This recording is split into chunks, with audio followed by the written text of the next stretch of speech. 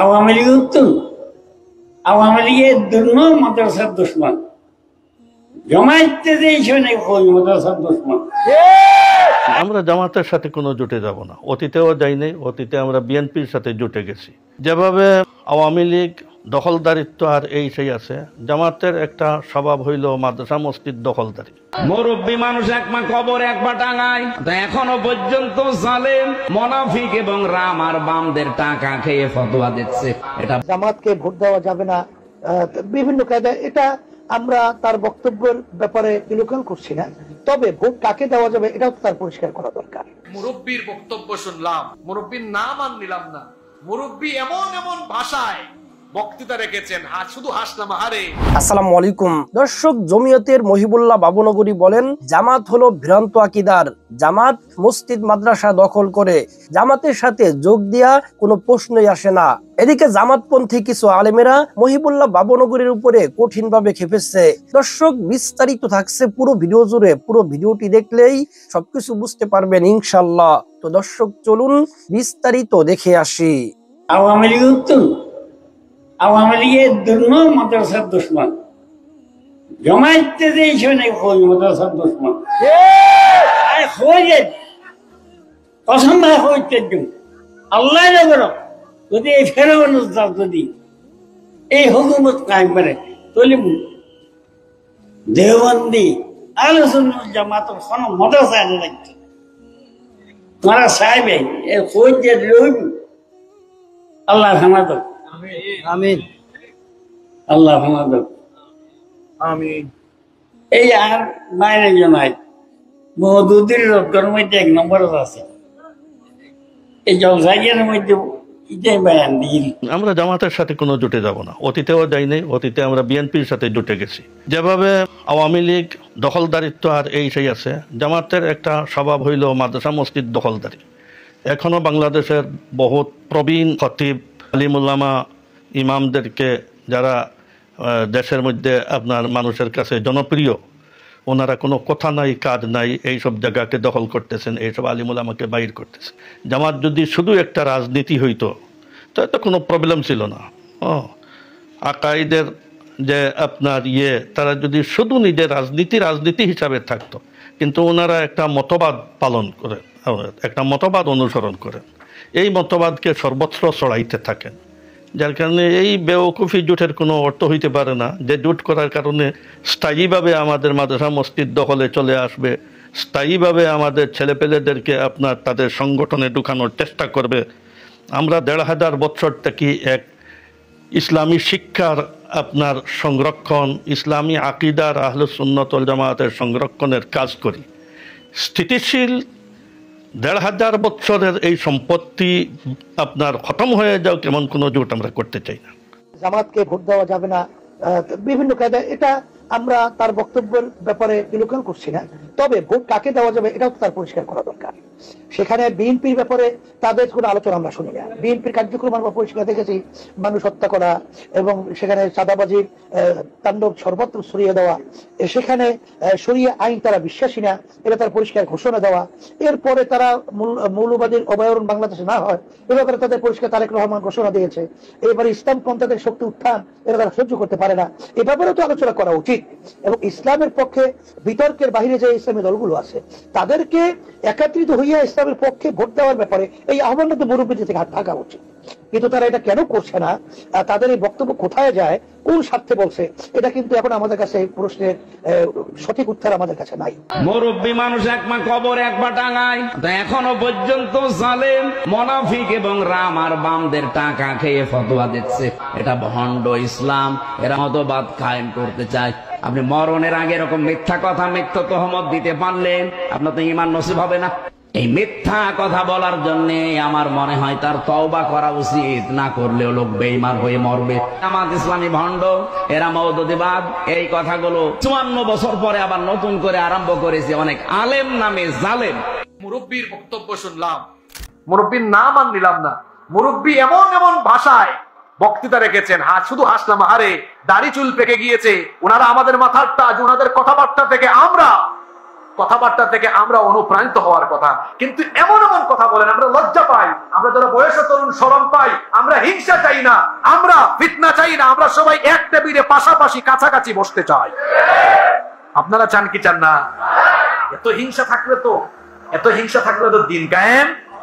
এদের সাথে আমার ঐক্য হবে না, এদের আকীদা ঠিক নাই। গিয়ে আবার এমন জিনিসের সাথে আকীদা ঠিক করে যারা শরীয়ত আইনও বিশ্বাস আছে না নাই?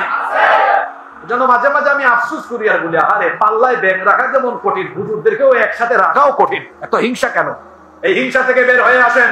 এক আলেম আরেক আলেমকে মহব্বত করতে শিখেন। ইসলাম কায়েম করতে চান, হুজুরদেরকে আগে ঐক্যবদ্ধ হতে হবে। কি হতে হবে? এটা নবীজির ফর্মুলা। 1 নম্বর মানুষ তৈরি করেছে। এখন আমরা যদি মানুষ তৈরি করার পরে নিজেরা ঐক্যবদ্ধ না থাকি তাহলে কি হবে? কিন্তু বিশ্বাস করেন, এগুলো দেখে আমরা লজ্জা পাই, শরম পাই। ঠুনকো স্বার্থে আমার ভাইয়ের সাথে আমার একটা বিষয়ের মিল, 2টা বিষয়ের মিল, 3টা বিষয়ের মিল, তো কি হয়েছে? বেশিরভাগ বিষয়ে মিল আছে। আমার ভাইয়ের সাথে বুক মিলাইয়া চলতে, কাঁধে কাঁধ রেখে চলতে আমার কোনো আপত্তি নাই। কওমি আলিয়া ঠেলাঠেলি করবো না। চোখ কয়টা? আমাদের চক্ষু কয়টা? 2টা। কওমি যিনি তিনি আমার ভাই, আলিয়ার যিনি তিনিও আমার, যিনি চরমুনাই তিনি আমার ভাই, যিনি জামাতে ইসলাম তিনি আমার ভাই, যিনি খেলাফত, জমিয়ত, আরো যত দল আছে যারাই মুসলমান তারা সবাই আমার ভাই। পারবো? এই উদারতা লালন করতে পারবো? আমরা ফিতনা করবো না, হিংসা করবো না, ইনশাআল্লাহ সবাই আমরা ভাই ভাই হয়ে থাকবো। জামাতকে ভোট দেবেন না, দিলে কওমি মাদ্রাসা, আহলে সুন্নাত ওয়াল জামাতের মাদ্রাসা জামাত বন্ধ করে দেবে। জামাত ইসলামী হলো ফেরাউনের জাত। ওনার কাছে আমাদের আবেদন, উনি বয়সের এক প্রান্তে চলে গেছেন, এমন কথা যেন উনি না বলেন যাতে ইসলামপন্থীদের ক্ষতি হয়। প্রবীণ আলেমে দ্বীন হযরতুল আল্লামা মাওলানা মুহিবুল্লাহ বাবু নগরী হাফেজাহুল্লাহ, তিনি একজন বয়োবৃদ্ধ আলেমে দ্বীন, হেফাজতে ইসলাম বাংলাদেশের তিনি বর্তমানে আমির। তিনি সাম্প্রতিক সময়ে বাংলাদেশ জামাত ইসলামী সম্পর্কে একতরফা যে কথাগুলি বলছেন, সেই কথাগুলি ওনার মতো আলেমের শানে মানায় না। কথাগুলি তো অসত্য। জামাতকে ভোট দেবেন না, দিলে কওমি মাদ্রাসা, আহলে সুন্নাত ওয়াল জামাতের মাদ্রাসা জামাত বন্ধ করে দেবে। জামাত ইসলামী হলো ফেরাউনের জাত। কোন আলেমরা যুগে যুগেই দিন বিজয়ের বিপক্ষে ভূমিকা পালন করে। বনী ইসরাইলদের মধ্যেও ছিল, রাসূল সাল্লাল্লাহু আলাইহি সাল্লামের যুগেও এক শ্রেণীর আহবার রুহবান তারা ছিল, ধর্ম ব্যবসায়ী তারা। জুলাই বিপ্লবের পরে বাংলাদেশে যে পরিবেশ পরিস্থিতি হয়েছে তাতে প্রয়োজন ছিল বাবুনগরী মুরব্বীর আলেমরা পুরো জাতির আলেম সমাজকে তারা ঐক্যবদ্ধ করে দেবেন। তারা এই কথা বলবেন যে এই সময়ে অনৈক্য করার কোনো সুযোগ নেই। আল্লাহ তাআলা স্বাধীনতার পরে বাংলাদেশে ইসলামপন্থীদেরকে এখন যে সুযোগ দিয়েছেন, এত উত্তম সুযোগ এদেশের ইসলামী সংগঠনগুলি আর পায় নাই, আলেমরা পায় নাই। তাই ইসলামটা সকলের, সব আলেমরা ইসলামের প্রতি দরদি। কারোর মধ্যে ভুল ত্রুটি থাকতে পারে, মতানৈক্য থাকতে পারে, মতবিরোধ থাকতে পারে। জামাত ইসলামের ব্যাপারে সবচাইতে কঠিন মন্তব্য ছিল বাংলাদেশ ইসলামী আন্দোলনের নেতাদের, বিশেষ করে চরমনায় পীর মরহুম এবং বর্তমানে যারা আছেন তাদেরও অনেকের অভিযোগ ছিল। কিন্তু আলহামদুলিল্লাহ পরিবেশ পরিস্থিতি বুঝতে পেরে তারাই যখন জামাত ইসলামের সাথে কিছুটা কাছাকাছি এসে গেলেন, তখন আবার অন্য আলেমরা যাদের ব্যাপারে খুব আশাবাদী ছিল দেশের মানুষ, যারা ফ্যাসিবাদ আমলেও বড় বড় বক্তৃতা দিয়ে, জোরালো বক্তৃতা দিয়ে তরুণদেরকে জাগিয়ে তুলেছিল, তারা বাংলাদেশের এই উত্তম সময়ে, ইসলামপন্থীদের ঐক্যবদ্ধ হওয়ার এই উত্তম সময়ে তারা আবার এখন আরেকটি ধর্মনিরপেক্ষ মতবাদের অনুসারীদের সাথে আস্তে আস্তে সখ্যতা করছে। আমরা খুবই কষ্ট পাই। আমরা বিশ্বাস করি কওমি মাদ্রাসার আলেমরা যথেষ্ট জ্ঞানী, তারা বুঝেন এই মুরব্বী যে কথাগুলি বলছেন, জনগণের বিশ্বাস, আমাদের বিশ্বাস যে এটা এদেশের মুসলমানরা মানবে না, কারণ সবাই সচেতন। তাই হজরতের কাছে আমাদের আবেদন, হেফাজতে ইসলাম বাংলাদেশ একটি অরাজনৈতিক সংগঠন, দয়া করে ওটাকে অরাজনৈতিক জায়গায় রাখুন। হেফাজতে ইসলাম 13 দফা দাবি দিয়েছিল।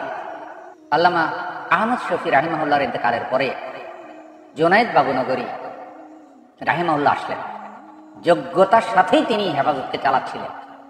কিন্তু তার ইন্তেকালের পরে মুহিবুল্লাহ বাবুনগরী হাফেজাহুল্লাহ যখন দায়িত্বে আসলেন, প্রথম তিনি যে সাক্ষাৎকার দিয়েছেন, আপনারা পত্রিকা দেখেন, এখনো জ্বলন্ত প্রমাণ হিসাবে আছে।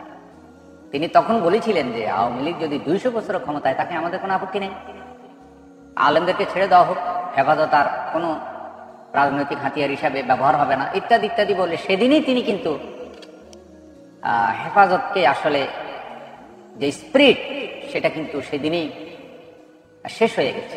কিছু মনে করবেন না, কথাটা এখন এইসব ভূমিকার কারণে বলতে বাধ্য হলাম। এবং সেই সময় থেকে আজ পর্যন্ত হেফাজত ইসলামের যে ভূমিকা সারা বাংলাদেশের মানুষ দেখতেছে, তা কিন্তু এখন ইসলামপন্থীদেরকে আর খুব একটা আশাবাদী করে না। শাপলা চত্বরে যে ঘটনা ঘটেছে, তারা যে ত্যাগ কোরবানি করেছে, সেই সময় জাতীয় হেফাজত ইসলামের নেতৃত্বে যেভাবে জেগে উঠেছে, পরবর্তী সময়টা কিন্তু এরকম আর নেই।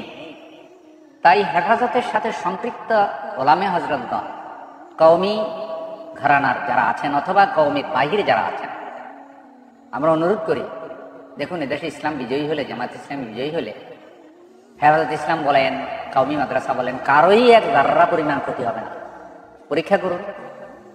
আর আলেম ওলামারা বাংলাদেশের প্রথম শ্রেণীর নাগরিক, খেলাফত প্রতিষ্ঠা হলে তারা একটা ইসলামী রাষ্ট্রে যে ভূমিকা রাখবেন, জামাত ইসলামকে আল্লাহ যদি বিজয় দান করে ধীরে ধীরে, আমি বলছি না যে যেদিন বিজয়ী হবে তারপরেই এটা হয়ে যাবে, ধীরে ধীরে কিন্তু আলেম ওলামাদেরকেও সেই কাজে লাগানোর সুযোগ হবে। অতএব ওনার কাছে আমাদের আবেদন, উনি বয়সের এক প্রান্তে চলে গেছেন, এমন কথা যেন উনি না বলেন যাতে ইসলামপন্থীদের ক্ষতি হয়, ইসলামের ক্ষতি হয়, বরং উনি যেন বৃহত্তর ইসলামী ঐক্যের জন্য কথা বলেন। আল্লাহ সঠিকটি বুঝার এবং কথা বলার তৌফিক দান করুন, আমিন। সম্মানিত দর্শক শ্রোতা, আশা করি পুরো ভিডিওটি দেখেছেন এবং সবকিছু বুঝতে পেরেছেন। দর্শক, আজকের এই ভিডিও নিয়ে আপনাদের মন্তব্য কি? আপনাদের মূল্যবান মন্তব্য অবশ্যই কমেন্ট সেকশনে জানিয়ে দিবেন। তো দর্শক, আজকের এই ভিডিওটি এ পর্যন্তই। ভিডিওটি ভালো লাগলে লাইক এবং শেয়ার করে দিয়েন। আর হ্যাঁ, নিত্য নতুন ইসলামিক ভিডিও পেতে চ্যানেলটি সাবস্ক্রাইব করতে ভুলবেন না। দেখা হবে নতুন ভিডিওতে। ততক্ষণ ভালো থাকুন, সুস্থ থাকুন। আল্লাহ হাফেজ।